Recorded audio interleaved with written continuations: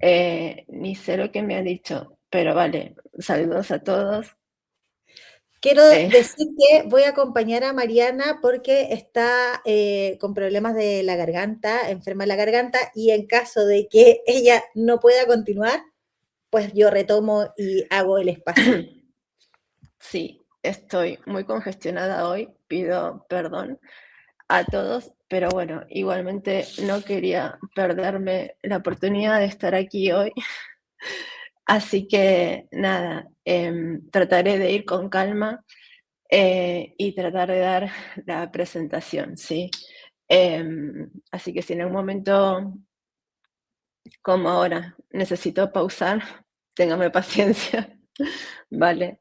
Bien, bueno, hoy hablaremos de tipografías accesibles, ¿sí? Y en el día de hoy, como siempre me han pedido, sí, y muchos comentarios tengo, sí, no solamente voy a hablar de tipografías accesibles, de cómo sí funciona la tipografía en textos estáticos, sino también qué sucede cuando la tipografía está y se encuentra en movimiento. Como bien sabe, la mayoría de ustedes ya me conocen, soy Mariana Hierocades, soy especialista en accesibilidad digital. En este momento estoy trabajando en el Centro Español de Subtitulado y Audiodescripción. También soy investigadora en la cátedra WOC Fundación BAS y además colaboro con empresas realizando auditorías y formaciones. Pero bien, me gusta arrancar este tema con una frase que para mí refleja un poco lo que es la tipografía accesible, que dice, las palabras son el reflejo del alma. Pero claro, si nosotros no podemos leerlas, comprenderlas o verlas, estamos en un problema. Y es aquí donde entra la tipografía, porque es a través de la tipografía donde tenemos acceso a la información. Y, perdón, y es ahí donde ciertas decisiones tipográficas van a hacer, ¿sí?, que una persona pueda ser excluida o pueda ser incluida. En esta charla de hoy vamos en la primera parte, ¿sí?, a ver cómo ciertas decisiones tipográficas, ¿sí?, ciertos principios básicos tenemos que tener en cuenta para que una tipografía sea accesible. Y en un segundo momento vamos a ver qué criterios tenemos que tener en cuenta cuando esa tipografía está en movimiento. Como dije anteriormente, la tipografía es una puerta de acceso al contenido. Y quería, en este caso, traer un ejemplo, ¿sí?, que es de nuestra vida rutinaria para aquellos que vivimos aquí en Cataluña, ¿sí?, y que en este último tiempo lo recibimos más habitualmente de lo que quisiéramos, ¿sí?, que es la imagen que tenemos a la izquierda, que es un mensaje de alerta del Sistema de Protección Civil de Cataluña, donde del lado izquierdo vemos el mensaje que recibimos en nuestro móvil, ¿sí?, cuando es un mensaje de alerta, por ejemplo, no sé, cuando hay una dana, ¿sí?, o cuando hay fuertes lluvias y no podemos salir de casa. ¿Y qué sucede con esto? ¿Qué es lo que podemos ver? Pues vemos un texto demasiado largo, extenso, ¿sí? Imagínense que lo vemos en nuestro móvil, ¿sí? Los móviles y este texto se ve en diferentes móviles y algunos que son demasiado antiguos, o sea que tienen una pantallita demasiado pequeña y se tiene que leer, por lo tanto tiene que tener buen contraste y buen tamaño tipográfico para poder ser leído y para que la persona pueda tener acceso a esa información que realmente es importante. Pero si nos damos cuenta, bueno, en este caso no nos vamos a dar cuenta, pero yo, por ejemplo, que no manejo el catalán y manejo el español, me cuesta mucho poder leer el mensaje. Lo que hago es una captura de pantalla para poder leerlo, porque esto dura un determinado tiempo en la pantalla y después desaparece. Y no me da el tiempo a poder leer la totalidad del mensaje. En la segunda imagen vemos que no existe, obviamente, pero sería cómo sería la información accesible y donde se le da al usuario, ¿sí?, la información con una buena legibilidad y para que el usuario de una forma rápida pueda acceder a esa información, porque esta información está dada en catalán y en español. Si lo vemos en el primer mensaje, es un texto de corrido y las dos lenguas están de corrido, ¿sí? La primera empieza primero en catalán y después sigue en español, pero no hay un corte, no hay una diferenciación. Y la verdad es que cuesta mucho poder leerlo. En la segunda imagen, lo que realmente vemos es que hay una jerarquía de la información, ¿sí? Vemos que hay un buen contraste, hay un interlineado, ¿sí?, hay un tamaño de la tipografía. ¿Y qué ganamos con esto? Ganamos en que el usuario que lo tiene que ver y que ve este mensaje que aparece por un determinado tiempo que es muy corto, realmente puede leer la información. Entonces, ¿qué decimos con esto?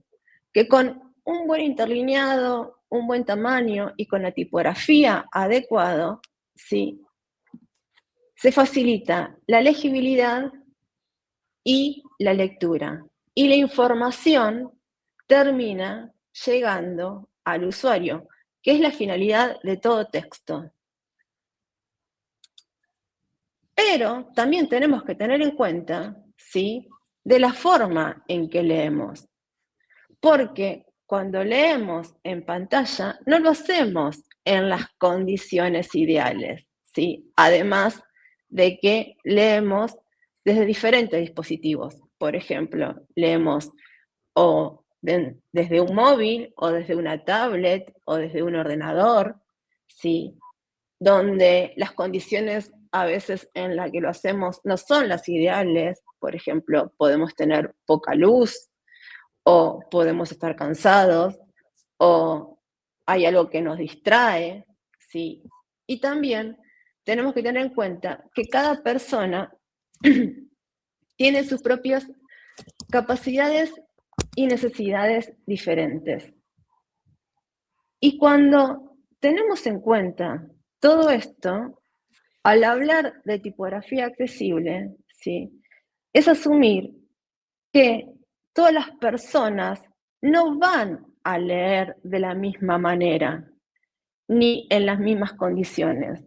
Por lo tanto, ¿sí?, no vamos a pensar que existe una fuente perfecta o una tipografía accesible, sino que lo que sí existe son decisiones de diseño que nos van a facilitar una buena lectura y que va a romper esa barrera que le imposibilita a esa persona a poder acceder a esa lectura que no puede desarrollar. Ahora, ustedes se preguntarán, y bueno, ¿cuáles son esas decisiones que facilitan la lectura? Brevemente, porque no me puedo extender mucho en el tiempo, hice un pequeño punteado de algunas decisiones que tenemos que tener en cuenta. Por ejemplo, las tipografías tienen que ser claras y sin remates, es decir, utilizar tipografías sans serif, que cuando utilizamos una tipografía, ¿sí? Una familia tipográfica, los caracteres tienen que ser bien diferenciados unos de otros. No tiene que haber caracteres similares. Por ejemplo, en los pares como la A y la O tienen que ser bien diferenciados. O los pares, por ejemplo, como la I, la L y el 1, que generalmente en algunas tipografías son muy similares, ¿sí? Tiene que haber esa diferencia, sobre todo cuando hablamos de textos que son corridos, ¿sí? En párrafos largos. Y tener en cuenta, ¿sí? Que las contraformas de nuestros caracteres tienen que ser grandes, las aperturas tienen que ser amplias. Esto ayuda al ojo a poder, ¿sí? Diferenciar, ¿sí? Y ayudar al ojo a leer ese carácter. Y entonces, cuando tenemos un texto de corrido, ¿sí? La lectura va a fluir y va a estar mucho mejor. También tenemos que tener en cuenta el tamaño y el interlineado, ¿sí? Suficiente. Por ejemplo, cuando hablamos de un párrafo, se recomienda que el tamaño tiene que ser de 12 puntos, ¿sí? Y un interlineado de 1,5. También, otra cosa a tener en cuenta es que las líneas en nuestros párrafos, ¿sí? No tienen que ser demasiado largas. Lo que se recomienda, ¿sí? Es que no contenga más de 80 caracteres de largo. Obviamente, esto ya lo habrán escuchado un montón de veces, pero siempre es mejor recordarlo, que la alineación debe ser a la izquierda. Debemos evitar las cursivas y las mayúsculas sostenidas en los párrafos. ¿Podemos usar mayúsculas sostenidas? Sí, pero en títulos. Y cuando los títulos no son excesivamente largos, es decir, que no sean más de 5 palabras. Si tenemos un título de 2 líneas, pues ya en realidad tendríamos que utilizar mayúsculas y minúsculas. Y obviamente no utilizar fuentes decorativas. Obviamente que todos estos criterios que estoy mencionando ahora están basados en normativas. Pero si vamos a las normativas, no vamos, ¿sí? A encontrar que diga qué tipografía utilizar. De hecho, las normativas no dicen directamente la palabra tipografía, ¿sí? Pero lo que sí nos va a decir es cómo debe comportarse una tipografía. ¿Por qué? Porque las normas nos orientan, pero nos limitan. Si nos centramos, por ejemplo, en las WCAG, ¿sí? Vamos a ver que nos van a hablar de contraste suficiente, de redimensionado sin pérdida, ¿sí? De legibilidad, con cambios de espaciado, que el texto debe funcionar como texto y no como imagen.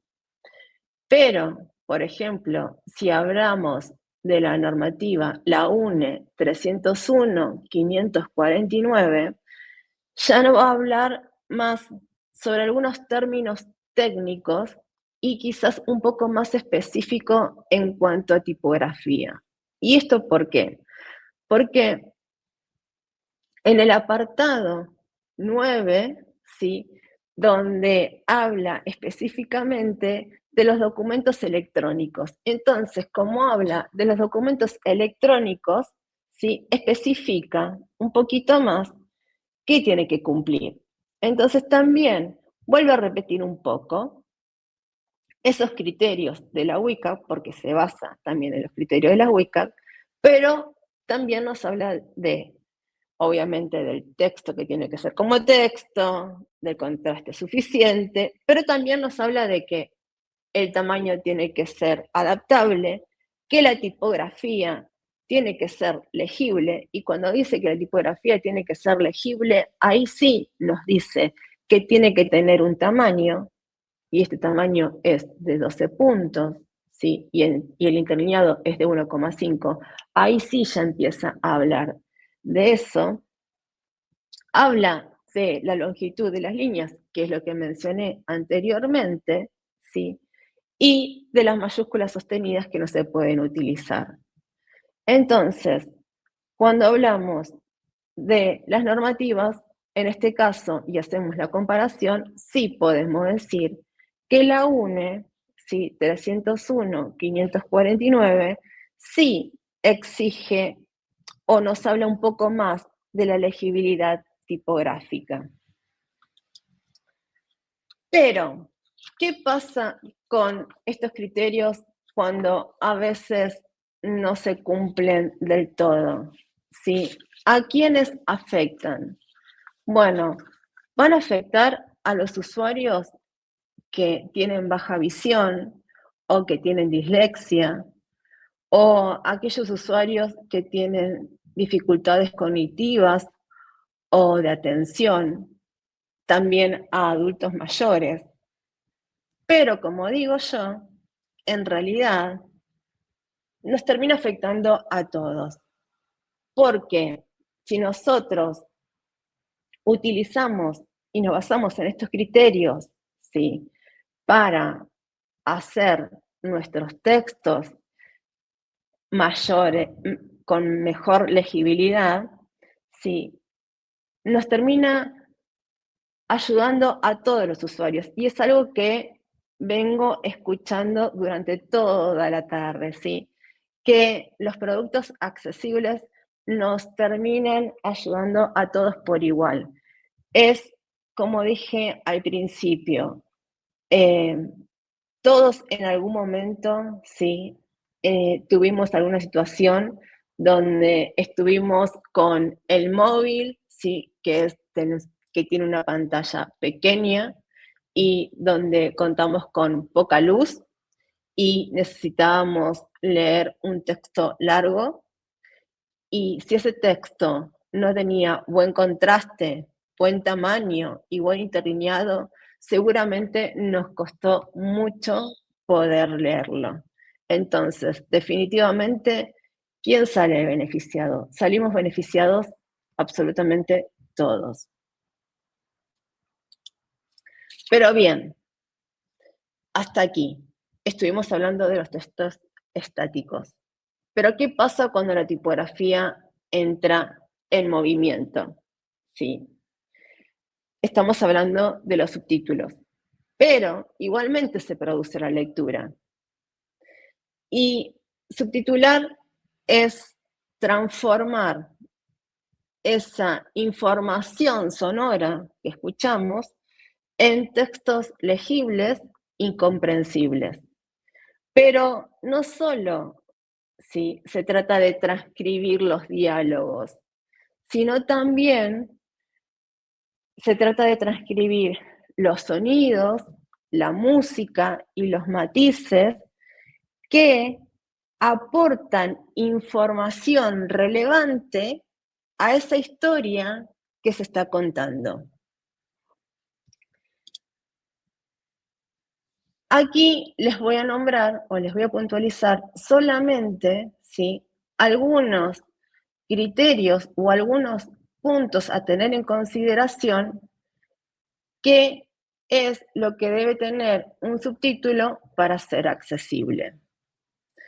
Obviamente que hay personas, ¿sí?, que se dedican, profesionales que se dedican a hacer subtítulos, pero nosotros, ¿sí?, como diseñadores, tenemos que tener conocimientos acerca de esto, porque como todo proceso de diseño, ¿sí?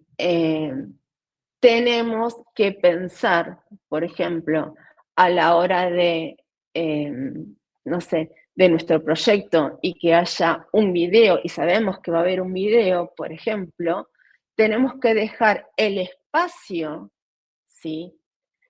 En el que va a ir incrustado el subtítulo. ¿Por qué? Para saber que en ese subtítulo no va a tapar nada importante del contenido que sea relevante, ¿sí? No va a tapar ninguna información importante. Todo tiene que estar pensado. Entonces, tenemos que trabajar como equipo. Bien, una cosa para tener en cuenta. El subtítulo se recomienda que el máximo tiene que tener 2 líneas como máximo, ¿sí? Tiene que durar, cada segmento tiene que durar entre 1,3 y 6 segundos de tiempo en pantalla para que la persona pueda leer la información. Cementar, ¿sí? Los subtítulos en pausas naturales del discurso. Y también algo que es muy importante es la sincronización. Es decir, si el texto aparece muy tarde o desaparece demasiado pronto, ¿sí? La persona pierde parte de la información y termina sin entender lo que está sucediendo. Otra cosa, que es lo que acabo de mencionar recién, que los subtítulos no pueden cubrir, ¿sí? Parte del contenido de lo que está pasando, ¿sí? En la trama, ni tampoco debe tapar los controladores de reproductor. Se debe utilizar o se recomienda utilizar tipografía sans serif con un tamaño suficiente y debe tener un alto contraste. Y también, generalmente, lo que se usa, ¿sí? Es un recurso que se utiliza un fondo semitransparente o una sombra o un contorno, ¿sí? Para mejorar la legibilidad. En este caso, ¿sí? Tengo como ejemplo dos formas, un subtítulo mal hecho y un subtítulo bien hecho. En la imagen que tenemos abajo, ¿sí? A la derecha abajo, vemos que es un subtítulo que tiene 3 líneas y por cada línea, ¿sí? Alrededor tiene entre 7 y 8 palabras. ¿Qué sucede en este caso? Pues en este caso, si nosotros queremos leer toda esa información, es demasiada información en muy corto tiempo. Entonces, seguramente, ¿sí? No lleguemos a poder leer toda la información que está expuesta allí. Entonces, perdemos parte de la información que se está dando. Es por eso que se recomienda, ¿sí? Que sean 2 líneas por subtítulo y también que las líneas no sean tan extensas, sino que sean más cortas, para que realmente la persona pueda, digamos, llevar el ritmo, ¿sí? De el subtítulo junto con la imagen. En la parte de arriba, ¿sí? En la imagen de arriba, sí tenemos un subtítulo, que si bien es un diálogo, lo que vemos es, primero, que la tipografía tiene un buen contraste, en este caso pusieron un background negro de fondo para mejorar el contraste, ¿sí? Y el largo de las líneas, ¿sí? Está bien equilibrado. Como tenemos poco tiempo, no voy a seguir profundizando acerca de los subtítulos, ni tampoco acerca de las tipografías con texto, pero lo que quiero en esta breve charla de hoy es dejar este mensaje, que muchas veces me preguntan repetitivamente.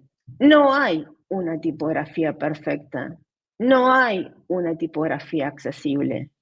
Lo que sí hay son decisiones de diseño que nosotros podemos tomar que van a hacer que decidamos cuál es la mejor tipografía para nuestro proyecto. Y también las decisiones son contraste suficiente, tamaño, interlineado, ¿sí? Y todo lo que mencioné anteriormente. Pero no hay una tipografía que sea mejor y una que sea peor, sino son nuestras decisiones y los criterios que mencioné anteriormente lo que van a hacer que nuestros párrafos y nuestros diseños sean realmente accesibles y que podamos crear párrafos, textos, diseños realmente accesibles y que las personas realmente puedan tener una buena lectura. Gracias.